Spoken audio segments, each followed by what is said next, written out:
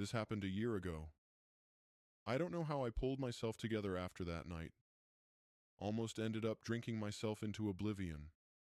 Didn't go full psych ward, but it was close. Used to love horror stories, read a ton of them. But after this, couldn't even look at one.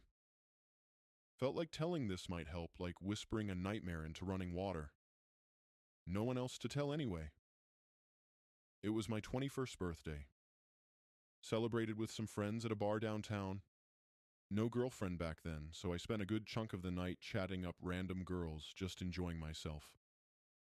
By the time we left, it was past midnight.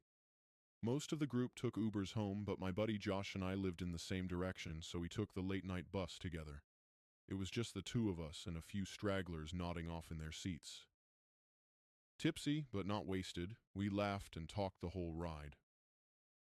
40 minutes later, last stop. The bus pulled away, and we were left in that eerie, dead quiet part of town.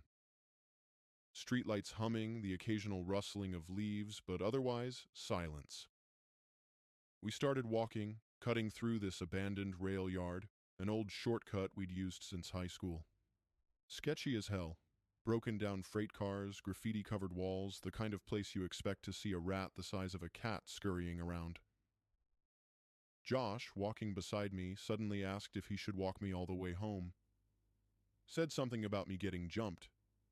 I figured he just wanted to crash at my place, so I told him, yeah, sure. We kept going, quiet for a while. I was looking around, just checking the shadows out of habit, but Josh walked like he didn't have a care in the world. Steady pace, hands in his pockets. Tried to lighten the mood, asked him about his ex, if they ever made up. No response. Thought maybe he was pissed or too drunk to process words. Kept talking, joking, until I noticed something was off. His steps slowed, his shoulders hunched. He walked like he was carrying something heavy. I laughed it off, nudged him, told him to quit messing around. He didn't react, stopped walking altogether. That's when I got this deep, gut-wrenching feeling that something was wrong, the kind that grabs you by the spine and squeezes. Took a step back and asked if he was okay. That's when he finally looked up at me. I swear to God it wasn't Josh anymore. Same height, same clothes, but he was wrong. His face seemed stretched, his posture off, like his body wasn't built for standing upright.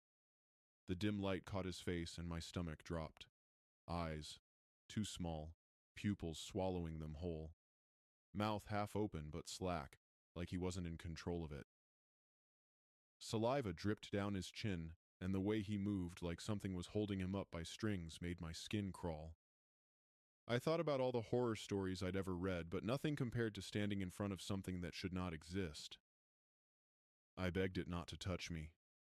Voice barely worked, just this pathetic, broken whisper. Didn't move its lips, but I heard it, clear as day. I will fix you. Lunged at me.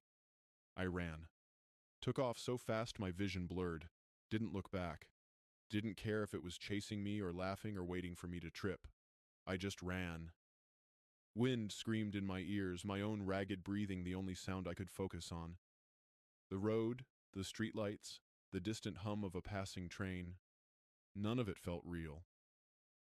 Just kept running until I reached my apartment, slammed the door shut and collapsed on the floor, sobbing like a child. My roommate found me. Thought I'd been mugged. I couldn't explain it, couldn't even say the words out loud.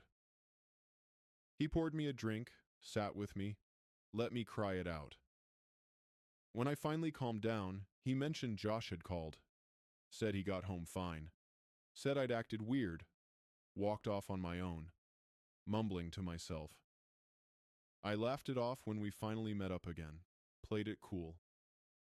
But deep down, I knew. Whatever had walked with me that night wasn't Josh, and I still don't know when he actually left.